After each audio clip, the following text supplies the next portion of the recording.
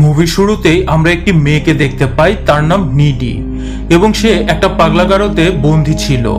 তখনই তাকে সেখানকার একটি নার্স খাবার খেতে ডাকে। তখন নিডি তাকে লাথি মেরে ফেলে দেয় আর তার উপর থুতু ছিটিয়ে দেয়। আর তখন সেখানে দুটি সিকিউরিটি গার্ড এসে নিডিকে একটি জেলে বন্দী করে দেয়। আর নিডি তখন বলে, একটা সময় আমিও একজন স্বাভাবিক মেয়ে ছিলাম। আর এখন এখান থেকে গল্পটা নিডির অতীতে নিয়ে যাওয়া হয়। আর সেখানে আমরা একটি শহরের বোর্ড দেখতে পারি যেটার নাম ছিল ডেভিলস ক্যাটেল। আর সেই শহরের নামকরণ একটি ঝর্ণার উপরে হয়, যেখানকার পানি গিয়ে একটি গর্তের ভেতরে ঢুকতো, এবং সেই গর্তে ঢোকার পর সেই পানি কোথায় যেত তা কেউই জানতো না। বিজ্ঞানীরা এটা খুঁজে বের করবার জন্য অনেক চেষ্টা করেছে, কিন্তু কেউই এর কোনো উত্তর কখনো খুঁজে পায়নি।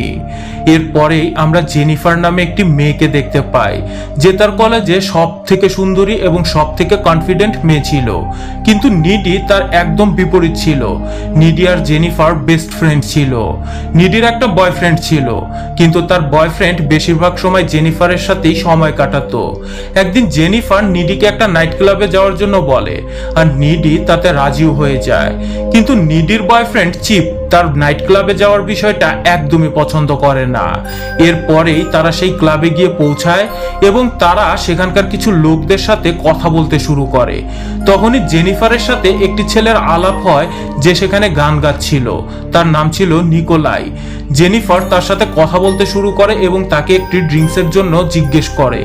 নিকোলাই তখন জেনিফারের কথায় রাজি হয়ে যায়, আর জেনিফার তখন সেই ড্রিঙ্কসটি আনতে যায়। তখন নিডি শুনতে পায় যে নিকোলাই জেনিফারের নামে বাজে বাজে কথা বলতেছে। তখন নিডি জেনিফারকে গিয়ে সবকিছু খুলে বলে, কিন্তু জেনিফার নিডির কোনো কথা গায়ে লাগায় না এবং সে তাদের ব্যান্ডের পারফরমেন্স দেখতে চলে যায়।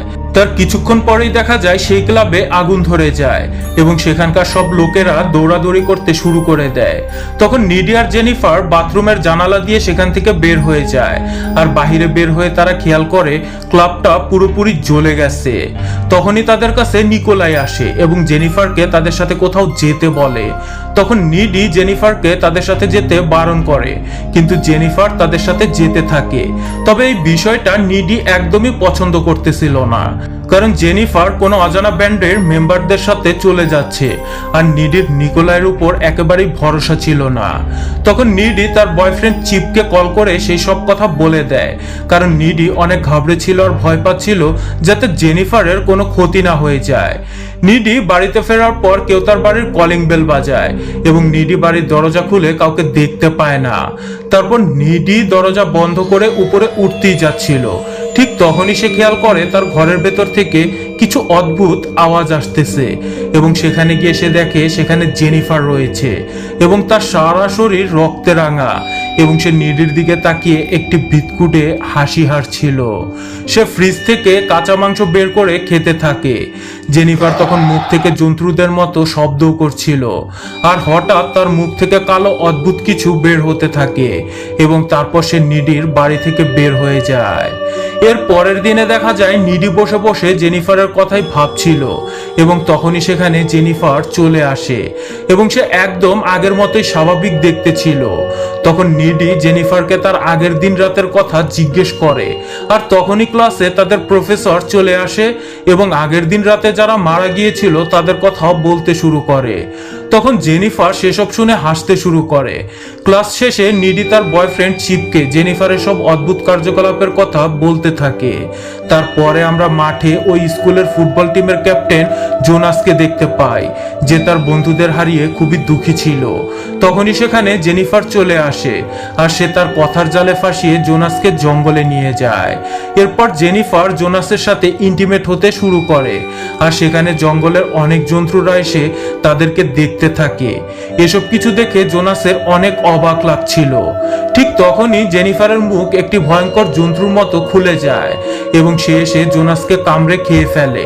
জোনাসের চিৎকার শুনে তাদের প্রফেসর এসে জোনাসের মৃতদেহ দেখতে পায় এবং সে খুব ভয় পেয়ে পুলিশকে খবর দিয়ে দেয়। তার পরের সিনে আমরা দেখতে পাই জেনিফার আর নিডি ফোনে কথা বলতেছে। তখন নিডি জেনিফারকে বলে, শহরে যে এইসব কিছু ঘটছে তা নিয়ে আমি খুবই চিন্তিত, কিন্তু জেনিফারের এসব ঘটনাতে কিছুই যায় আসছিল না। তখন জেনিফার একটি লাইটার জ্বালিয়ে তার জিভে লাগায়, কিন্তু লাইটারের আগুনে জেনিফারের জিভের কিছুই হয় না। এখানে বোঝাই যাচ্ছে জেনিফারের সাথে নিশ্চয়ই খারাপ কিছু একটা হয়েছে। এর পরের দিন কলেজের সবাই জোনাসের মৃত্যুর জন্য শোক পালন করে। তারপর ক্লাসে তাদের প্রফেসর আসে আর বলে, লো শোল্ডার ব্যান্ডের গান এতটাই জনপ্রিয় হয়েছে যে সেখানকার স্টুডেন্টরা ন্যাশনাল অ্যান্থেমের জায়গায় তাদের ব্যান্ডের গান গাইতে শুরু করে দিয়েছিল, এবং সেই ব্যান্ড তাদের কামাইয়ের 3% টাকা সেই মৃতদের বাড়ির লোকদেরকে দেবে। তখনই নিডি বলে ওঠে, বাকি 97% টাকা কোথায় যাবে? সেটাও তো সেই পরিবারদের দিয়ে দেওয়া উচিত। কলেজের বাইরে কলিন নামে একটা ছেলে জেনিফারকে প্রপোজ করে, এবং তখন জেনিফার তাকে এমন একটি ঠিকানার কথা বলে যেখানকার কনস্ট্রাকশনের কাজ কখনো চলছিল। এরপর রাতের বেলায় কলিন যখন সেখানে গিয়ে পৌঁছায়, সে দেখে ওই জায়গাটিতে অনেক অন্ধকার, কিন্তু তবু সে বিল্ডিং এর ভেতর এগোতে থাকে। আর তখনই জেনিফার কলিনকে পেছন থেকে ডাক দেয় আর তার দিকে এগিয়ে আসে। কাছে আসার পর কলিন খেয়াল করে জেনিফারের চোখের রং আস্তে আস্তে বদলে যাচ্ছে। এটা দেখে কলিন অনেক ঘাবড়ে যায়, কিন্তু তখনই জেনিফার তার ভয়ঙ্কর রূপে এসে কলিনকে মেরে ফেলে আর তার শরীরের মাংস খেতে থাকে। তার পরের সিনে আমরা দেখতে পাই নিডি তার বয়ফ্রেন্ডের সাথে ইন্টিমেট হচ্ছিল। তখনই সে জেনিফারকে সেই ভয়ঙ্কর রূপে দেখে অনেক ভয় পেয়ে যায়। তারপর নিডি যখন তার গাড়ি নিয়ে যাচ্ছিল, রাস্তায় সে জেনিফারকে দেখতে পায়। জেনিফার তখন তার গাড়ির সামনে চলে আসে, আর এসব দেখে নিডি অনেক ভয় পেয়ে যায় আর বাড়ি ফিরে কাঁদতে শুরু করে। নিডি তখন ঘরে ঢোকা মাত্রই জেনিফারকে তার বেডে দেখতে পায়। তখন জেনিফার নিডির কাছে আসার চেষ্টা করছিল, কিন্তু নিডি অনেক ভয় ছিল জেনিফারকে দেখে। তারপর জেনিফার সেই রাতের কথা নিডিকে বলতে থাকে, যে রাতে ওই ক্লাবে আগুন ধরে। আর এখানেই আমরা জানতে পারি সেই রাতে সেই ব্যান্ডের মেম্বাররা জেনিফারকে সেই ঝর্ণাটির কাছে নিয়ে গেছিল। সেখানে তারা তাদের ব্যান্ডের সফলতার জন্য শয়তানের কাছে জেনিফারকে বলি দেবে। তখন তারা জেনিফারকে জিজ্ঞেস করে, তুমি কি ভার্জিন? জেনিফার তখন ভয় পেয়ে হ্যাঁ বলে দেয়। আর তখনই তারা জেনিফারকে একটি ছুরি দিয়ে কুপিয়ে মেরে ফেলে, এবং তাদের ওই বলি দেওয়ার নিয়ম তারা সেখানে সম্পূর্ণ করে। তবে জেনিফার ভার্জিন ছিল না, তাই সে জীবিত হয়ে যায়, কিন্তু এখন তার শরীরে শয়তান প্রবেশ করেছে। নিকোলাইয়ের বলি সফল তো হয়েছিল, যার কারণে তাদের ওই ব্যান্ড খুব জনপ্রিয় হয়ে ওঠে। কিন্তু তাদের বলি দেওয়া সেই নিয়মের মধ্যে একটা ভুল ছিল, সেটা হচ্ছে জেনিফার আসলে ভার্জিন ছিল না। আর সেই কারণেই জেনিফার মারা যাওয়ার বদলে তার শরীরে শয়তান প্রবেশ করে। আর ওই দিন রাতে জেনিফার যখন নিডির বাড়িতে এসে কাঁচা মাংস খেয়েছিল, ওই দিন আসলে জেনিফার নিডিকেই খেতে এসেছিল, কিন্তু সে নিডিকে মারতে পারে না, কারণ সে জেনিফারের বেস্ট ফ্রেন্ড ছিল। এসব কথা বলতে বলতে জেনিফার তার নিজের হাত কেটে দেখায়, যেটা সাথে সাথে আবারও ঠিক হয়ে যায়।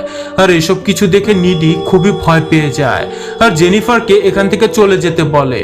তখন জেনিফার তার ঘরের জানালা খুলে লাফ দিয়ে সেখান থেকে চলে যায়। তারপরের দিন নিডি লাইব্রেরিতে যায় একটা গবেষণা করবার জন্য, যে জেনিফারের সাথে এই অদ্ভুত জিনিসগুলো কেন ঘটেছে। নিডি তখন লাইব্রেরির সমস্ত বই পড়ে এটাই বুঝতে পারে যে সে ব্যান্ডের মেম্বাররা জেনিফারকে ভার্জিন মেয়ে ভেবে বলি দিয়ে দেয়, যার কারণে তাদের ব্যান্ড সফলতা তো পেল, কিন্তু জেনিফারের শরীরে অশুভ শক্তি প্রবেশ করে যায়। নিডি তখন আরো জানতে পারে জেনিফার যদি তার শরীরের সৌন্দর্য বজায় রাখতে চায়, তাহলে তাকে মানুষ মেরে তাদের মাংস খেতে হবে। আর জেনিফারকে মারার একটাই উপায় ছিল, যেটা করতে হলে তার মনে আঘাত করতে হবে। এরপর নিডি চিপকে নিয়ে চিন্তা ভাবনা করতে শুরু করে। সে এটা ভেবে ভয় পায় যে জেনিফার আবার চিপকে না আক্রমণ করে বসে। তখন নিডি চিপকে জেনিফারের বিষয়ে সব কথা খুলে বলে, কিন্তু চিপ সেই সব কথা বিশ্বাস না করে সেখান থেকে উঠে চলে যায়। পরদিন রাতে নিডি একটা ডান্স পার্টিতে এসে চিপের জন্য সেখানে অপেক্ষা করতে থাকে, আর চিপ পায়ে হেঁটে সেখানে পৌঁছাচ্ছিল। আর তখনই জেনিফার চিপের সামনে চলে আসে আর নিডির ব্যাপারে অনেক আজে বাজে কথা বলতে থাকে, যে নিডি একটা খারাপ মেয়ে, ও তোমাকে ঠকাচ্ছে। আর কথা বলতে বলতে সে চিপকে নিয়ে একটা ফাঁকা জায়গায় চলে যায়। নিডি তখন সন্দেহ করে যে জেনিফার চিপের উপর আক্রমণ করতে পারে, তাই নিডি তাকে খুঁজতে বেরিয়ে পড়ে। অন্যদিকে জেনিফার চিপের কাছে আসার চেষ্টা করে, কিন্তু চিপ এসব একেবারেই পছন্দ করছিল না, কারণ সে নিডিকে অনেক ভালোবাসতো। তখন জেনিফার রেগে চিপকে পানিতে ডুবিয়ে মারার চেষ্টা করে।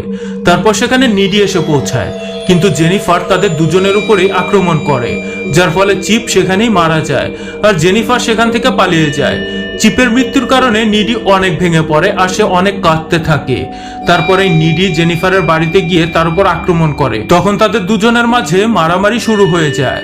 তখন সেই মুহূর্তে জেনিফার নিডির কাঁধে কামড় বসিয়ে দেয়, আর তখন নিডি জেনিফারের গলা থেকে BFF বেস্ট ফ্রেন্ড ফরএভারের চেনটি ছিঁড়ে ফেলে দেয়, আর এই কারণে জেনিফার মনে অনেক কষ্ট পেয়ে মারা যায়। তারপরেই জেনিফারের মা সেখানে চলে আসে, আর এসব কিছু সে দেখতে পায় যে নিডি তার মেয়ে জেনিফারকে হত্যা করেছে, আর তাই নিডি খুনি হিসেবে শাস্তি পায়। আর এবার গল্পটা বর্তমানে ফিরে আসে, যেখানে আমরা দেখতে পাই নিডির কাঁধে জেনিফার যেহেতু কামড়ে দিয়েছিল, সেই কারণে জেনিফারের সেই অশুভ শক্তি নিডির ভেতরে ঢুকে পড়েছে, আর নিডি তার সেই শক্তি প্রয়োগ করে সেই পাগলাগারদ থেকে বেরিয়ে পড়ে। তখন নিডি সেই ঝর্ণাটার কাছে গিয়ে সেই ছুরিটাকে খুঁজে বের করে, যেটার দ্বারা নিকোলাই জেনিফারকে হত্যা করেছিল। তার পরের সিনে সেই ব্যান্ডের মেম্বারদের দেখানো হয়, যারা এখন অনেক বড় সেলিব্রিটি হয়ে গেছে এবং তারা খুব বিলাসী জীবনযাপন করছিল। তারপরে আমরা দেখতে পাই তাদেরকে কেউ খুবই ভয়ানকভাবে মেরে ফেলছে, কিন্তু তার পরের সিনে একটা সিসিটিভি ফুটেজে নিডির ছবি সেখানে দেখতে পাওয়া যায়, যার ফলে আমরা বুঝতে পারি সেই ব্যান্ডের মেম্বারদের নিডি মেরে ফেলছিল, কারণ এই ব্যান্ড মেম্বারদের কারণে এই সব কিছু হয়েছিল। জেনিফার ও নিডির বয়ফ্রেন্ডও মারা গিয়েছে তাদেরই জন্য, আর তার জীবনটাও বদলে যায়, আর এই কারণেই নিডি ওই ব্যান্ড মেম্বারদের মেরে বদলা নেয়। আর এই মুভিটা এখানেই দ্য এন্ড হয়ে যায়।